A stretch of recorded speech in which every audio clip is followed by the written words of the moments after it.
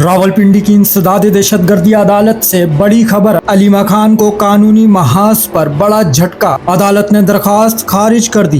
रावलपिंडी की इंसदाद दहशतगर्दी अदालत में आज एक अहम और तवज्जो तलब पेशरफ्त सामने आई। इमरान खान की बहन अलीमा खान अदालत में पेश हुई, जहां 26 नवंबर के एहतजाज से मुताल्लिक मुकदमे में फर्द जुर्म को चैलेंज करने की दरख्वास्त पर फैसला सुनाया गया। अदालत ने फरीकीन की तफसील दलाइल सुनने के बाद अलीमा खान की दरख्वास्त खारिज कर दी और वाजे किया फर्द जुर्म कानून के मुताबिक आयद की गई थी।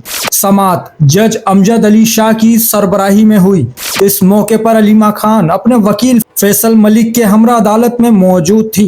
दिफा की जानिब से मौक़िफ़ इख्तियार किया गया, फर्द जुर्म मुल्जिम की मौजूदगी में नहीं की गई और ना ही दस्तखत लिए गए। ताहम अदालत ने इस मौक़िफ़ से इत्तेफाक नहीं किया।